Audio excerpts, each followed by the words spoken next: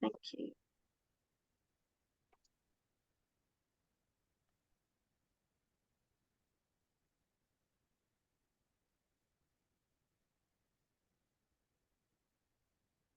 Hi, everyone.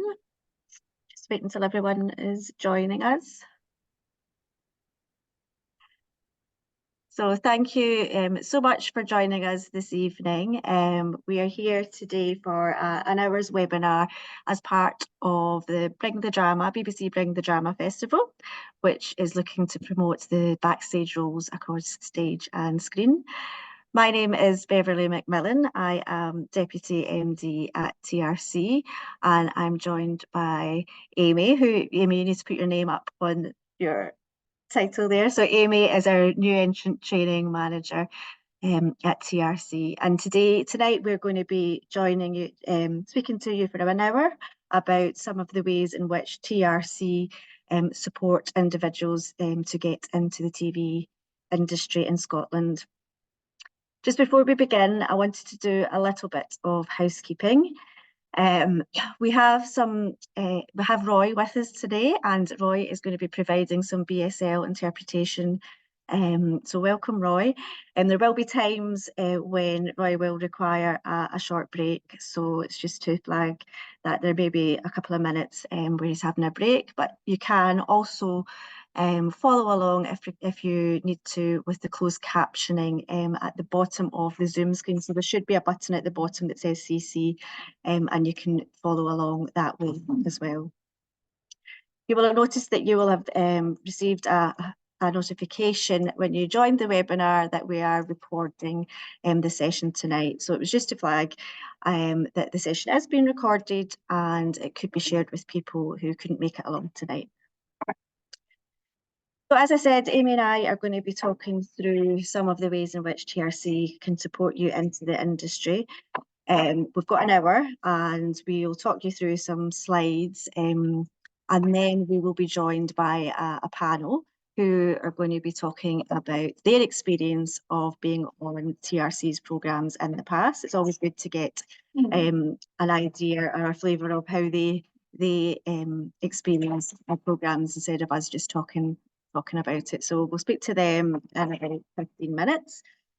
You will have a chance to ask questions, and we will come to as many of those questions at the end of the Q&A.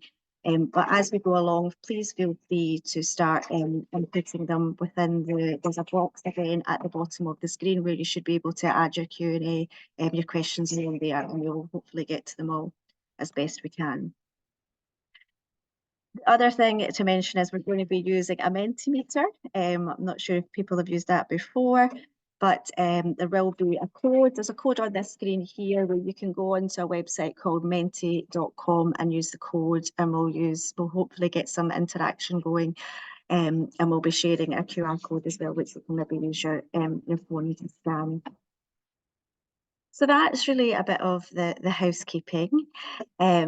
Just to tell you a little bit about TRC. So we are a training organisation that has been going for over 25 years now. We had our 25th wedding. I was going to say wedding anniversary. We had our birthday last year. And we were set up originally by Channel 4 to support the production companies in the nations and regions, so all the companies that are outside of London. And since then, we have grown from strength to strength, and we are funded by BBC, Channel 4 and Sainsbury's.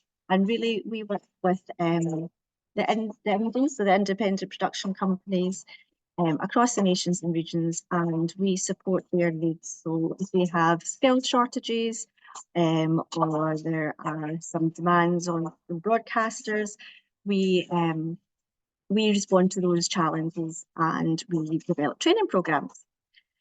So today, the training programs that we do provide are from new entrants, people breaking into the industry, right through to senior leadership programs, senior series producers and executive producers within the TV industry.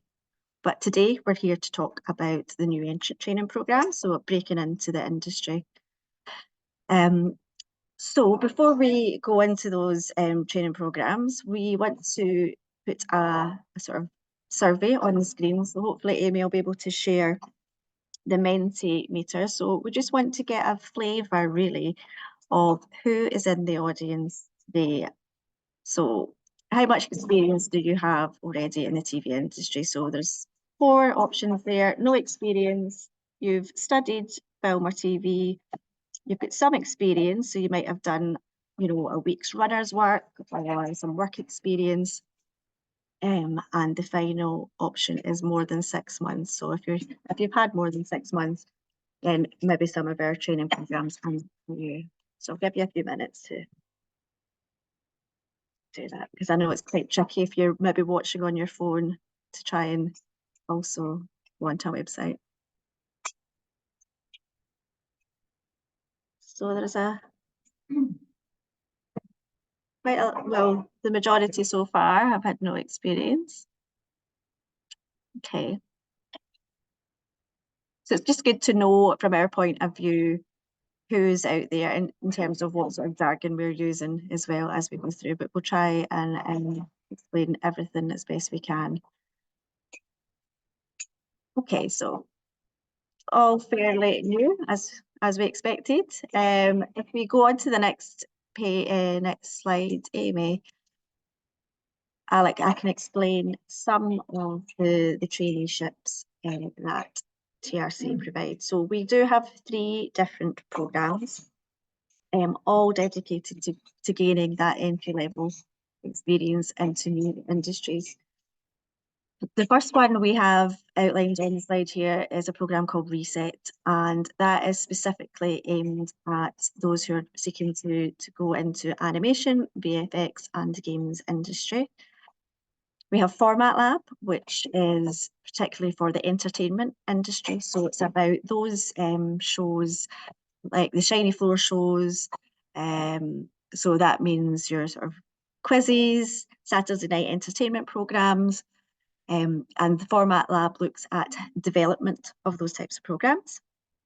And then RAD Scotland, and RAD Scotland is for people from all walks of life who are underrepresented in the TV industry, and those roles are across production, research and post-production.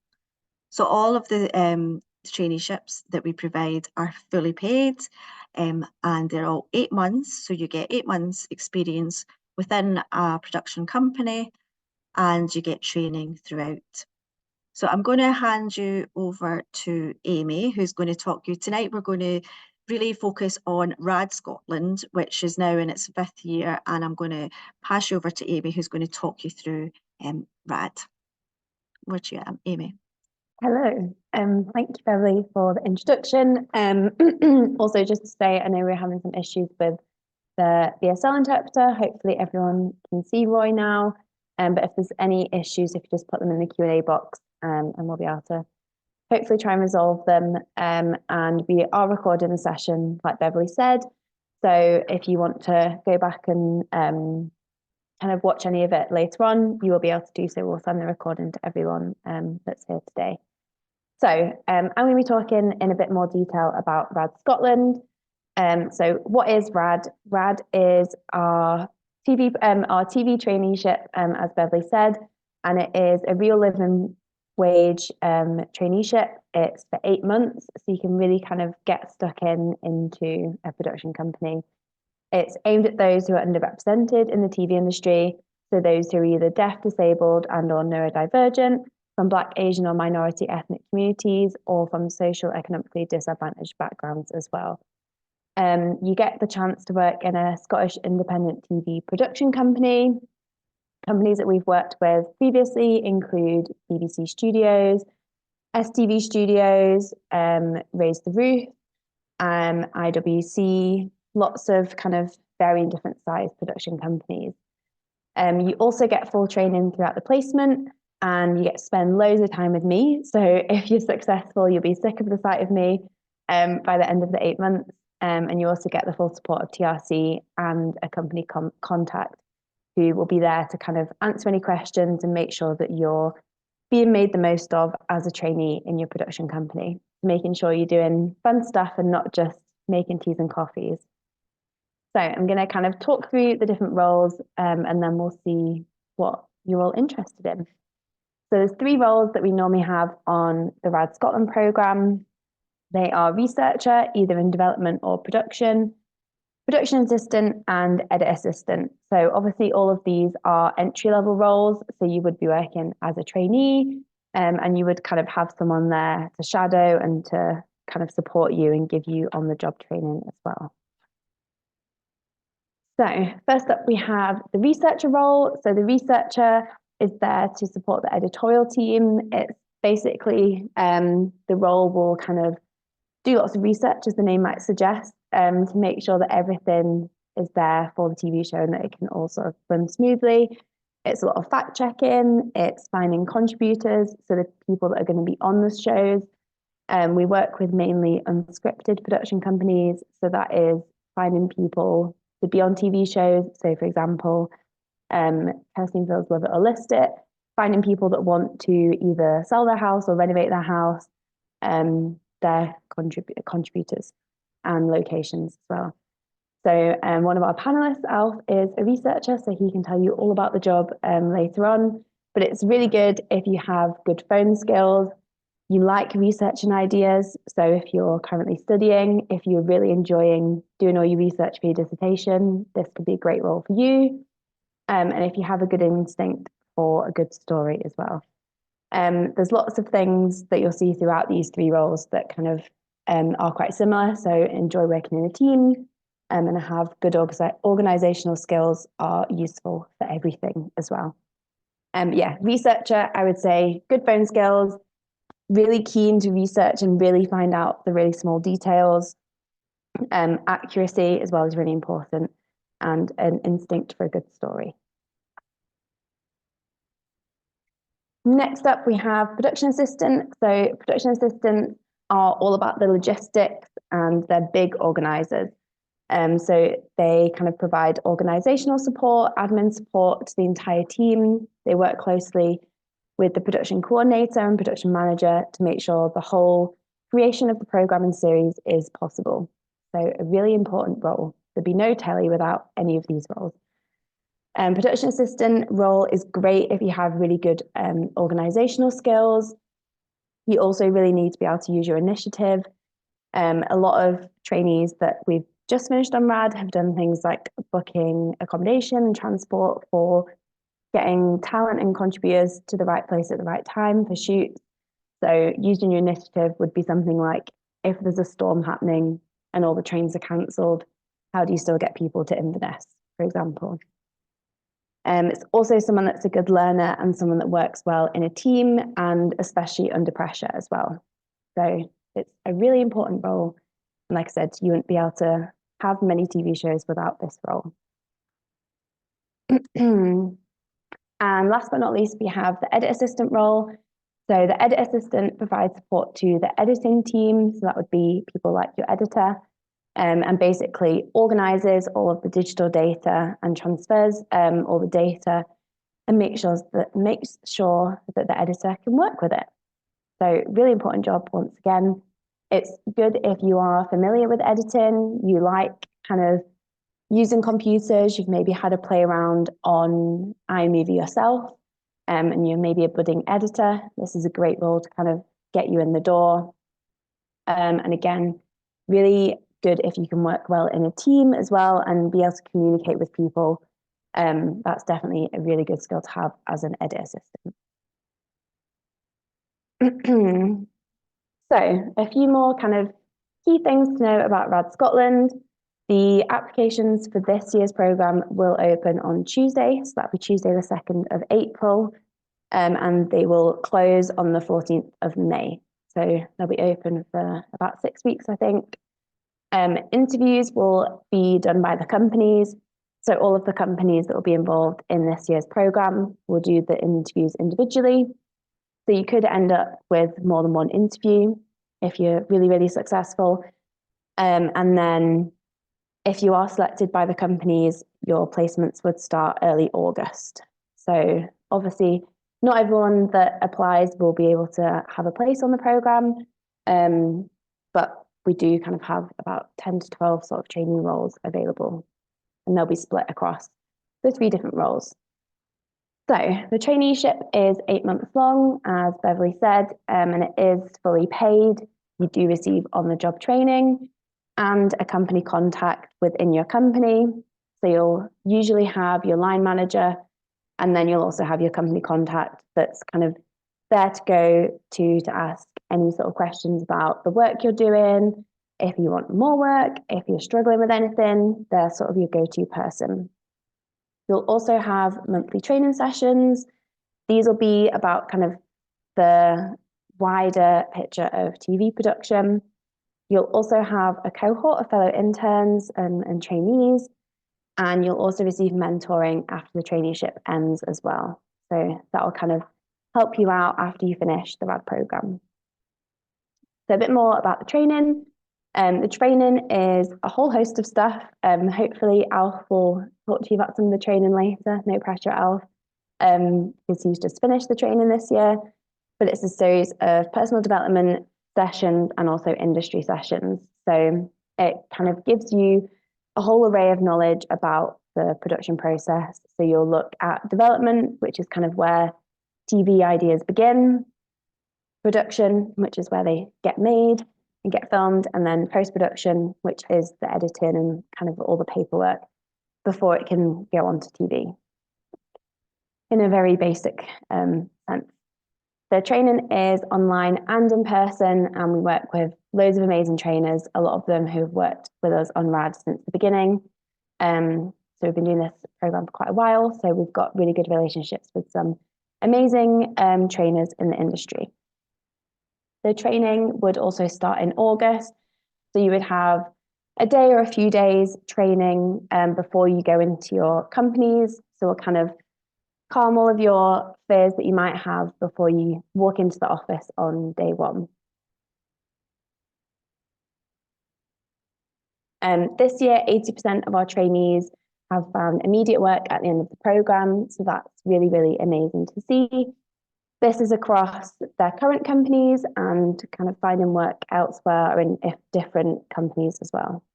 So it's a really, really successful program. And yeah, hopefully a lot of you on this call are looking forward to applying next week. Just a bit about the application process as well. It is a SurveyMonkey. We just ask that you complete the SurveyMonkey form and upload your CV. The application form has a variety of questions, kind of asking about your current role, what skills you have, and why you should be given a place on RAD. And also we want to know about what you're watching on TV as well. So kind of a variety of stuff.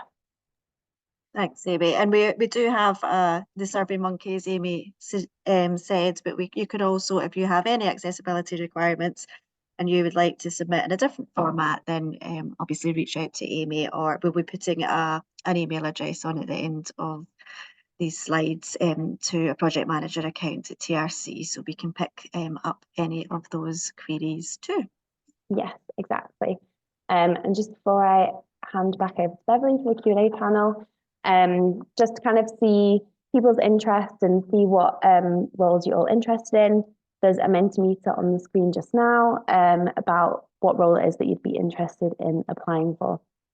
So we've got researcher, production assistant, and edit assistant. So I think you can only vote for one of these on the Mentimeter, just to kind of see what roles people are interested in. Okay, a lot of organised people, a lot of production assistants. That's good to see. And sometimes you might find that you think you're interested in production assistants, but then you see when you're on the job that actually research is quite interesting. I might quite like to go down that avenue as well. So, you know, when we ask for, when you're applying for RAD, we do ask sort of what one you would be most interested in, but don't feel that that would pigeonhole you into that certain role. You know, there are other options if you get through it. Lots of production assistants. That's good. We need more organised people that are good at spreadsheets as well. If you're good at spreadsheets, be really good at the production assistant role. Just before I hand back over to Beverly, we've got a question about script editing. So none of these roles kind of really fit into the script editing sort of side of things. Most of the companies we work with are unscripted, so they're not kind of drama productions. But a researcher role would be a kind of good place to start to give you a understanding of how, how it all works. Hopefully that's answered that question, Phoebe. Thanks, Amy. You're welcome. I'll hand back over to Beverly just now for the Q&A. Okay, so we are going to be joined, as I mentioned at the start, by some of the alumni from our previous programmes. Kelsey, unfortunately, had to work a bit late, so she may be joining us in the next 10 minutes. But I'm delighted that we're going to be joined by Amanda Ajumale and Alf Payne, who are going to talk through their experiences of RAD Scotland. So Amanda was on our cohort in 2022, and Alf has actually just finished the programme in the past month. So we're going to be joined by them. If you want to turn your cameras on now, guys, and we can have a chat. In fact, Amy, we can stop sharing the screen as well, couldn't we, at that point? Great. So, welcome, Amanda. Welcome, Alf. Amanda, can we start with you? I think it would be good if you could just introduce yourself, maybe tell the audience what role you got on the programme and with what company and where you are now, if you could. Yeah, hi, my name is Amanda. So I started working as a production assistant on RAD. Sorry, I feel like you've asked me these questions and I'm just going to order them in like a really weird structure. So yeah, I had started as a production assistant at STV, and it was around about this time, 2022, when I'd applied, and so my placement had started in July. It was supposed to start in June, so the rest of my cohort had started in June, but I had to start in July because I was on a different contract with a completely unrelated job that didn't finish until the end of June. So I started mine a little bit later, which then also meant that I finished later. So I finished in February last year. And from then I went on to work on 2 more productions at STV. So I had graduated in February, and then I had stayed on to work on The Firm for the BBC. And then after that, I had worked as a casting researcher for Bridge of Lies. And that was until September. And then in September, I had started working on Question Time, which I'm still on until July as an audience researcher. Amazing. That's good variety. And I think we'll probably come on to a little bit about sort of short-term contracts and stuff as we go on to the conversation, but obviously you've had quite a bit of experience in different roles then as well since the programme, which is excellent. Alf, how about you? Do you want to tell us what role you had on the RAD programme and who you were with and what you're doing now? Yeah. So I started working with BBC Studios on my first placement, and I've been working as a researcher for them pretty much ever since. So I started on a show called The Secret Genius of Modern Life, which was this kind of 6-part deep dive into objects you might find around your house. So kind of microwaves, passports, things like this. And it was a kind of science and history based show. So it was a lot of scientific research, which happens to be my background, but then also a lot of historical research. And I really love working on this show because you just kind of ended up deep diving onto, the weirdest topics. You'd find out that like, oh, by the way, a microwave's engine was first found in an RAF fighter pilot. So it was a really, really interesting show, and I was kind of drawn to research because it was my background, and I really just kind of loved learning about pretty much any sort of thing that someone would throw at me.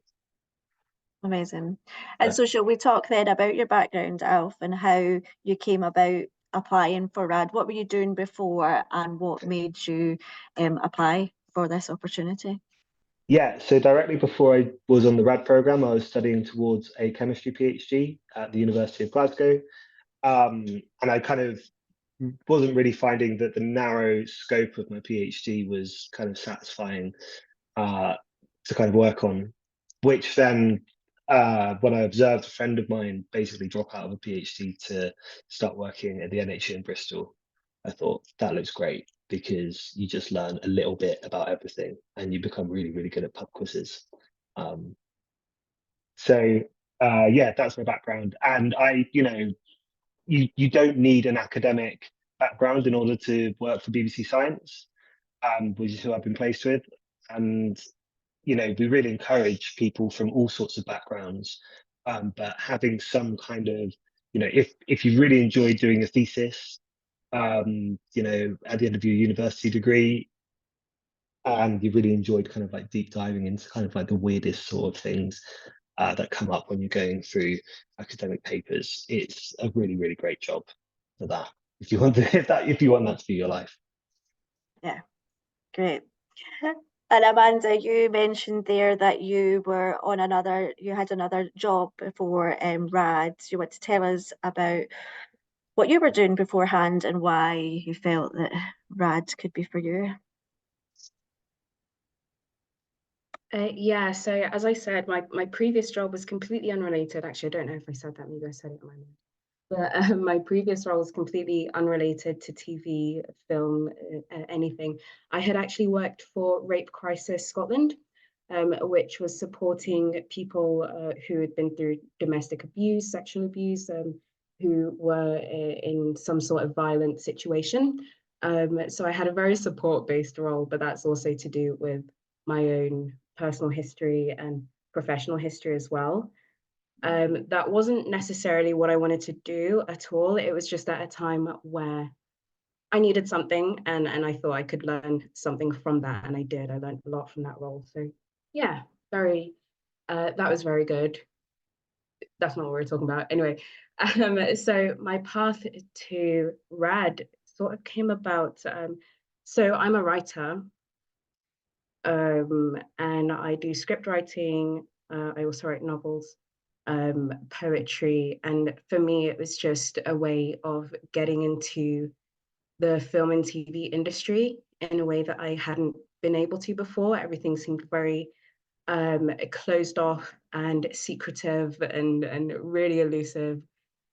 And so I came across RAD. I think it was an Instagram story. Like a friend of mine had just shared the application details on her Instagram stories. And I said, oh my gosh, this is amazing. This would be like a way in. I knew that it was for unscripted, but I thought that even if it was an opportunity to network a little bit more and to cross over into the scripted side of HETV or film, then yeah, I was definitely going to do it. So I applied for it. And I had explained that because of my circumstances at the time, that I was already employed at the time where the program was supposed to start. And it was very easy. It was very simple to say, okay, that's fine. You just start a month later, you finish a month later. Also, because I'm a mum, my son was 2 at the time, I needed to work part-time. And RAD was very understanding about that. RAD, TRC was very understanding, STB were also very understanding about that. And an agreement came into place where I could work part-time for the 8 months and still receive the benefits that everybody else in my cohort also got. And I think the highlight of it for me was that because I had been very honest about the fact that I wanted to work in the HGTV and film side of the screen industry. Ashley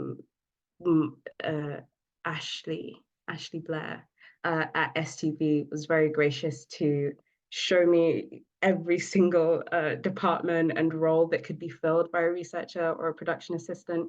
So I had a lot of experience with that, and I think that's what allowed me to stay employed after the program finished. As a lot of people would know, last year was a very difficult year in the film and TV industry. So that was the highlight for me throughout all of that. Yeah. And just to, in case anybody listening doesn't know what HETV is, so it's high-end television. So that is generally the sort of like sort of Saturday night dramas, or Sunday night dramas, sorry, and your high-end I'm trying to think of one. Like, give me an example of a high-end drama. Outlander. Downton Abbey. That's Outlander. very, Yes, yeah. Outlander. So yeah, that's what HETV is. Okay, thank you, Amanda. That's really interesting, and it's great the way, obviously, some barriers were broken down for you then in terms of being able to go part-time and looking at and breaking down that sort of, you're saying that it was elusive and you didn't know where to start, sort of thing, that RAD kind of helped to open those doors. Mm-hmm. And I suppose just talking then about what RAD did do for you, the biggest takeaway is, Alf, I know you have just actually finished the programme, but was there anything, as Amy mentioned earlier, obviously there's a distinction between the training that TRC provides and also what you do on your placements, but anything within the programme itself that TRC provided where you felt, that is going to stay with you, forever, whether it was any sort of skills you picked up or the people you met, what would you say was the sort of your biggest takeaway? Yeah, I mean, the training that TRC provide throughout this whole program is like all encompassing. It's amazing. Every single aspect of what you might do in the TV industry is covered. And I just think it's amazing, I mean, one thing, it completely doesn't apply to what I do. But the production assistant training session is fascinating because what you're able to do on my side of it, editorial, is really learn to appreciate how much work is getting done on the production management side of things. Because no one's going to go through that with you when you start working. That's the beautiful thing about this program is no one trains you how to be a researcher if you just start, go through being a runner and then going into being a researcher kind of through, making contacts or whatever. But by doing the RAD program, you're basically told, right, this is everything that they're going to need you to do, and you can prepare yourself for that. This is everything that everyone else does. This is what all the job titles mean. And then also like this is how to hold a camera. This is how to do learn about the rule of three when shooting, and all of these things are just things that are actually kind of quite difficult to learn if you're just kind of going through the motions of working in the business, and you kind of have to take people aside and be like, oh, what does that mean, or what does but TRC is just like, here it all is, go and have some fun. Yeah, and just obviously for the audience benefit, although you guys were, Amanda was a production assistant, you're a researcher, we had edit assistants, you get an overview of every role of all of those roles. So even though you're not doing it in your day-to-day in your placement, you get that understanding. That's great, Alf. Amanda, was there anything that stuck out for you in the training where you felt that, it's maybe a skill that you've came away with from the training? Yeah, so I actually saw in one of the questions that somebody had asked, apologies, I'm nosy, someone had asked a question about script editing. And like I said, I'm really into the scripted side of things, and I want to make a living one day off of scripts that I've written. And that for me gave me the opportunity to work in the drama department at STV for a month as an assistant script editor. And the information that I got during that month was absolutely invaluable. And also I got to shadow a script coordinator who was working on Screw, so on the second season of Screw. I believe that's, nope, not going to say. Anyway, it's made by STV.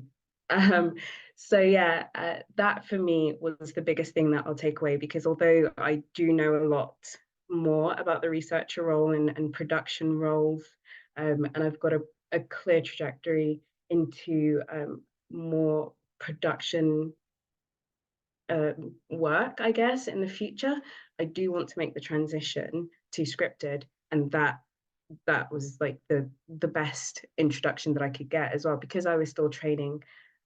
What I found was that people were also very, very happy to help. I think there's probably a lot of people who had wished they had this sort of program 10, 20, 30 years ago when they were starting their careers. So the fact that I get to learn from these people who are very eager to offer advice and their own wisdom, yeah, that was my greatest takeaway. I ramble a great. lot. I'm so sorry. I'm such a No, you rambler. don't, not at all, not at all. And something Alf and I sort of spoke about before the session tonight was some of the things that you learn within a training program you would maybe not have picked up if you were just thrown straight into a production company. So Alf, I don't know if you want to just speak about the session that we did about sort of the who's who and the acronyms and all these sort of jargon that you're expected to know when you go into the TV industry. But we'd hopefully via the training we kind of helped you anticipate all that. Yeah, I mean, job titles is a really obvious one. You know, even the word researcher, if you come from kind of an academic background, you think, oh my God, that is like quite a high, maybe even a high level job. Like you're trying to find out everything that's like to do with the TV show. And that is true, but it's actually, that's the fundamentals. It's kind of like drawing everything together. And then the next step up is people just term it AP, that's assistant producer, which is kind of the next level up, where you've been given a little bit more responsibility in terms of scheduling, writing a script, and we call it unscripted, but sometimes you do have to write a script in factual. So then it's that kind of thing. Then you're working up to a producer level, which is even more responsibility in terms of maybe you've written the script yourself instead of just kind of editing it, or you're the one deciding where the money's going to be spent in terms of what we're going to do on certain days. And then that can also be combined with a director role, which is a PD, producer director, which is when you're actually going to be on the shoots and in charge of the entire shoot, and telling the DOP, which is the director of photography, what to be doing, or the soundy, which is the person with the sounds. It's the more obvious one. So that's all the kind of like editorial side, or most of it. You can also get a series producer, which is in charge of every episode, and then an executive producer, who is then in charge of maybe multiple shows, and they'll be the ones who like go and speak to the commissioners, who are the people who commission the show, and they work for the broadcasters. So that's all of the editorial side. And then on the production side, you've got production management assistant, which is, I believe that's the roles that RAD offer. Then you've got production coordinator, which is the next level up in that respect. Who, I mean, I'm not well versed in what the production managers do in difference to the production management assistant, but it's more responsibility and another pay band. And then you've got production manager, who will be in charge of basically between the production manager and the production coordinator, they'll be in charge of all the logistics. So they'll be the ones with all the spreadsheets who are, booking everything, making sure that if you've got a presenter, they're in the right place at the right time. They'll be the one dealing with the presenter's agents, which is a hell of a job. in my experience. And they're generally the ones that are kind of keeping everything going. I mean, I was really, really pleased to see that the majority of people wanted to be production management assistant, because, you know, without researchers, there probably wouldn't be any tally. Without edit assistants, there probably wouldn't be any tally. But without production management assistants, like, absolutely no way. Like, you know, like, it's the fundamentals, you know, in terms of making everything go. It's desperate, because the editorial side are like, they're the ones who are coming up with all the ideas and saying, oh yeah, we want to do this and we want to do that. But, you know, in a perfect world, you've got unlimited money in which to do that. But Yeah. the production side rein us in, and they're saying, like, this is what you've got, and this is how we're going to do this. And it's great, you know.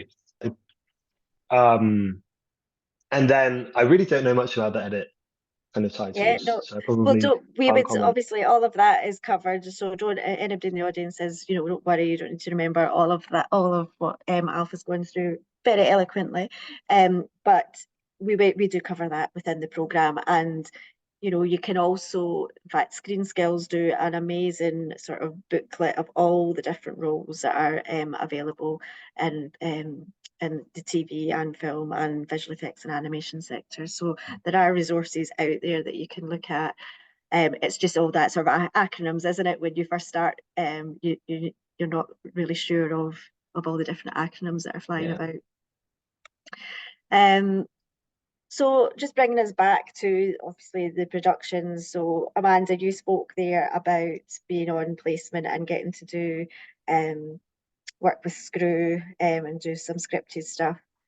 Alf, was there anything career sort of within your placement which was a good highlight for you, that you feel, wow, you know, I've sort of peaked here, this is good? I mean, 100%. Yeah. I mean, the first I went on shoot within a month of starting the program, which was amazing. You know, the trust that they put into the rad trainees. By the way, this is true. You know, all these companies absolutely love rad trainees, and there's so much trust given to you immediately, because they know that people who are working on this program are going to be really, really good. So immediately they were like, yeah, he can go and shoot. Like, that sounds great. And I was like, brilliant. So we went down to London. And it was just a week of, like, you know, working with a presenter, just essentially being a runner on shoot. But, you know, you're also supporting the editorial at that point. So you're running around doing everything. And then the producer might be like, oh yeah, did you fact check this bit? So I'll go through the script that I've got, which is my own kind of fact check, and be like, oh yeah, by the way, this, you know, needs to be said in this certain way or whatever. And you're there watching the presenter basically say the words. And then if they're getting there wrong, you're being like, it's this, and then they get it right. But you gotta be sensitive around that kind of thing. And then the obvious highlight is that I got to be in front of the camera as well as behind the camera, and modelled as a prison inmate who was getting their body parts measured in different ways, because we were trying to replicate how they did facial recognition back in the Victorian era, which is great. That was in the first episode of Secret Genius of Modern Life. So Bet you didn't expect you'd be doing that, eh? I didn't. No. I was given about a week's worth of warning, and they said, "You're going to do this, by the way." And I was like, "Okay, that sounds great." And yeah, so That sounds that was amazing. great. Amazing. Amanda, obviously you've had a little bit of time since RAD, since your placement, and you've had various roles since then. Is there any, you know, do you want to maybe chat through how the roles have changed and your sort of, you know, your position has changed, but is there any highlight in that you've really enjoyed? And I know you've spoken about how you want to go more into scripted, but anything else that sort of aided you along the way?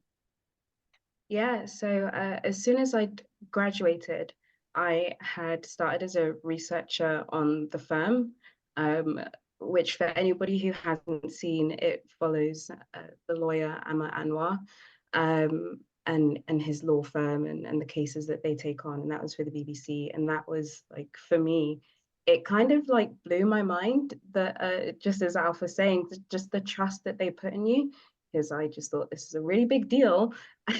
And I just graduated. I've been working in the industry for 8 months. So what are you doing? But yeah, so that for me was just like a major boost in confidence, because even throughout the traineeship, I had worked across different shows as well. I'd worked in an auction show, on a charity show. I had worked on the firm before, which I think maybe gave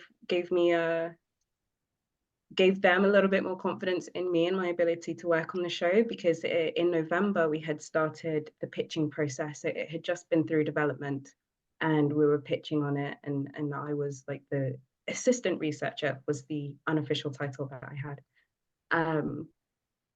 Even though there wasn't another researcher on there, I was the assistant researcher, and it's just because I wasn't a full researcher at the time, but I think that's what they were planning.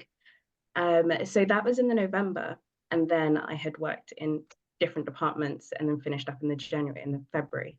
And so it was in March that I started on the firm, and that was like, okay, this is great. I'm trusted to actually do the job, and I'm going to do it to the best of my ability. And I was on that until June of last year. And then I went on to Bridge of Lies, like I said earlier, which is also STB, but that was a completely different role. That was for a casting role, which I had never done before. I hadn't actually done that during my traineeship.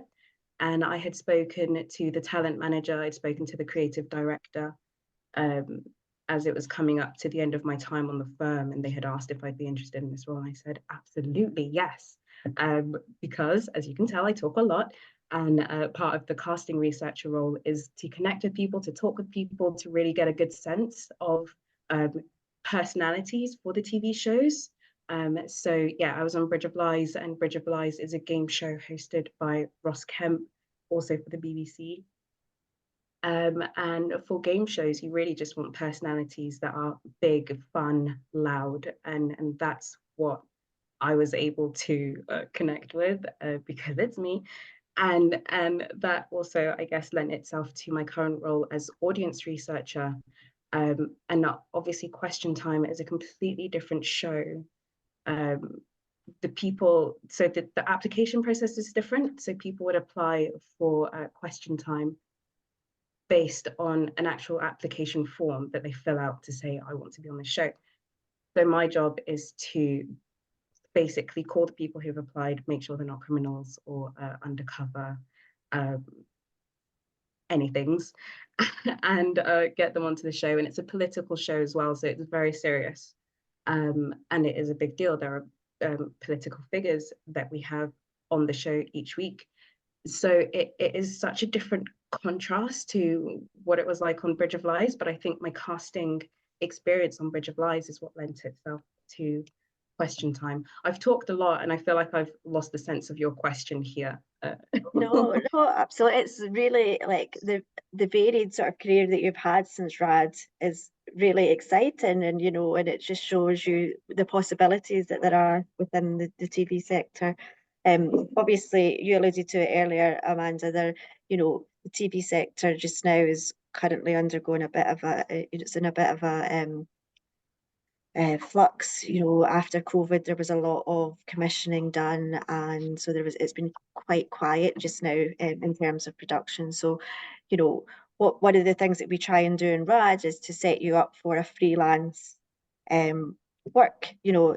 Working in TV is a freelance industry, and so a lot of the training that we provide is about how you do that in terms of taxes, your finances, and but also being resilient enough that you are going from job to job. And it's great to hear that you've had that success over the past year, and you're doing just that. So that's exciting. I know we're sort of running out of time. We've got 10 minutes left, and we've got some questions to get to. Before we get to the questions, I wanted to ask both Alf and Amanda if they could maybe cast your eyes back, or your memory back, to when you applied for the programme. Can you offer any sort of tips to people in the audience just now who are maybe thinking about applying? Is there anything you would advise them to put in their application forms? Yeah. Alf? Yeah. Okay. Well, I've got a few things. Basically, when it comes to this application form, you're aware of all of the different companies that are listed on the website, saying, okay, these are the positions, these are the companies you might be placed with. That the form itself is an opportunity to tailor towards the company that you want to work for, if there is a company that you'd like to work for. And the way you can do that is, first of all, do research. Like, you got to watch the TV shows that they make. And this is an obvious thing that everyone says all the time. This is true for, you know, when you're applying for any job in this industry. But it's still true. You want to watch the TV shows, and you want to know the kind of work that they're going to be needing you to do. So I tailored my application to basically science, and I was just like, I only want to work with the BBC Science Unit, because this is my based on my background. And it was all about kind of like my academic credentials and the research that I'd done in the past, and but then also the kind of more general stuff. So, got experience working in offices, for the NHS and for the council and these kind of things as well. These are all really, really important because these are your interpersonal skills, and your organizational skills, coming forward. And it doesn't matter if you haven't worked in an office. I think the best researcher, well, everyone's great, but I think one of the best researchers that have been on the RAD program this year was, manager at McDonald's, before going into it. And she just hammers that, she hammers it like, this is my people management skills. Like, this is when I was talking to people, this kind of thing. So whatever your background is, identify the best points and translate that into something for your application. Because this is a program for people with zero experience. No one's expecting you to be able to say, oh, I've done this in the past, I've held a camera and all of that kind of stuff. You want to be really just going ham on your excellent skills. Absolutely. Could agree more. Amanda, do you have anything you'd like to add to that? Yeah, so everything else said, but also I'd like to add, be honest about who you are, about what you're looking for through this program. So like I said, I was very, very honest about the fact that I wanted to work in the scripted side of TV, but I'm also very interested in unscripted, and this is how I can prove that I can be an asset to your company. And also, when it comes to highlighting your skills, it doesn't really matter what you did beforehand. I had worked in hospitality. I'd worked for Rape Crisis Scotland. I had worked as a copywriter. I'd volunteered in really random places, but that was mainly during lockdown. The 2020 to 2022 period was when I really just took the time to diversify as much as I could and learn as much as I could. So if you put all of that into your application, it doesn't matter that you don't have the exact experience, but you have some sort of experience, that would be an asset. So be honest about that, big yourself up, because if the fact that you're applying for this program means that you have somewhere to be, right? You have something to give. And even if you don't get it, it's still an opportunity to learn how to do an application. And it's also a chance to practice. Maybe if you don't get it this year, you might get it next year. If you don't get this one, you might get another one. So be open to also receiving rejection, which in the TV industry is just going to be a fact of your life. I and many other people have applied for loads of different jobs that not everyone can get, unfortunately. So big yourself up. Rejection is natural. Don't worry about it. Just apply for something else in the future and be honest about your career goals, because the companies that will hire you or give you interviews are the ones that are going to help you to achieve your goals in the future. Amazing. Thanks, Amanda. And also, sorry, Alf. Well, I also just wanted to add, like Amanda started talking about it, but this is a really, people love to be friendly in this industry, and it's about like, let your personality shine through as well in the application. People are really interested in what you do outside of work as well. So Yeah, I wanted to add that as absolutely. well. I was just going I- to say there about, oh, sorry, sorry, Amy. I was just going to say also show your passion for TV. Yeah. Like tell us what you're watching on telly and, you know, think outside the box. Like if I just saw on the Mentimeter what people are watching on TV. Someone said interior design masters. I love interior design masters. Talk about that. Say why you like, you know, shows that aren't maybe the big top 10 on Netflix, you know. That's what we want to see. We want to see a passion for TV and that, you know, you do watch a lot of TV, right? Yeah. Yeah. You watch TV is a big thing because we've seen a lot of applications come through where it's quite evident that somebody's not watching TV. So you have to say that you're watching TV, you're passionate about it, and you can read that in the application forms. And again, just to go back to the application form, it's not a big onerous application form. Don't be put off by it. It's not about if you've got a university degree or if you've done anything in the industry before. It's really just going back to passion and personality, and as both what Alf and Amanda were saying, just your goals and where you want to, what you want to achieve. So don't be put off by an application process. So I just want to, I know we're sort of running out of time and I want to go to the Q&A. So there are a few questions here about the RAD application form. As Amy mentioned at the start, it's going to go live on our website on Tuesday, the 2nd of April. So it will be on there for you all. Make sure at the end of the webinar, we will put up a link to our website. Make sure you check that out or sign up to our mailing list so you'll get notification, follow us on social media channels, and you'll see it as soon as it becomes live. Josh has asked about managing future work when working in short-term contracts. So we touched on that slightly, Amanda, and that obviously the training course, the training sessions that we provide about setting ourselves up for freelance work. And Amanda, you've obviously touched on it as well. Do you feel, is there anything you want to add to that? Like, you have to be quite resilient, don't you? Yeah, you definitely have to be resilient.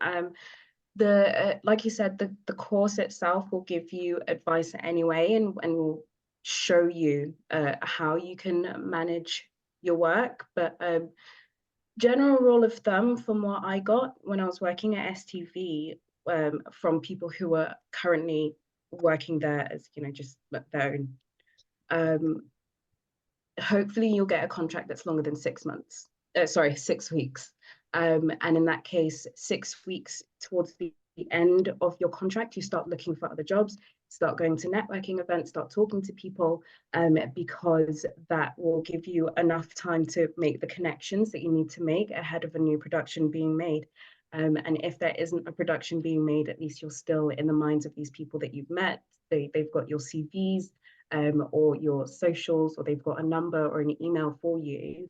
And then just keep in contact as well. So I'm still in contact with the talent manager at STB. Hopefully by the end of my contract with Question Time, I can go back for another job there. If not, then I know that there are a lot of other production companies in Glasgow and in Scotland in general that I can send a CV to. And that goes for both researcher roles and for script roles as well. And also just to flag as well, as part of coming through the RAD programme, you become part of TRC's alumni. And so Amy is on board to work with our new entrant alumni. So she can also signpost to any jobs that are coming up, any resources, any events. So as part of that, you know, we keep in touch with you. You can always come back to TRC as well and ask for some advice, and we'll support you as best we can. It's not after the 8 months on the programme, we're still here to help. You know, don't feel like because your placement's ended that you can't come and ask for some advice. So we're always here as well. Alf, there's a question on there for you in terms of how do you present your research to the development team and manager? Is it normally in an essay type format or is it very visual? Yeah, I mean, generally, so I've not been doing too much with the development team. Usually, as a researcher, you'll come on, unless you're a development researcher, which is, you know, a different job, but I'll come on to a program and it'll be the producer or assistant producer is asking, can you, look into this? And it will be the best way to deliver it is honestly not essay format. It will be crib notes. Bullet points are always good. Copy and pasting bits of information from the internet that are relevant and kind of putting it into a bit of a crib sheet. And if appropriate, yeah, there's photos as well. Yeah. I made a map recently for a shoot that they want to do in the Middle East. And it was just like a map with like circles on all the different places you could go. And then like, lines with the pictures blown up, all of that kind of stuff. So sometimes visuals appropriate. Amazing. I know we've got one question there from Phoebe. Phoebe, if you want to email that to us, we can put that to Amanda and get a response to you. I'm just aware that we're now at 7 o'clock and we've taken up an hour of your time. So I think it's probably the best time to say goodbye to everyone today, and hopefully, oops, sorry.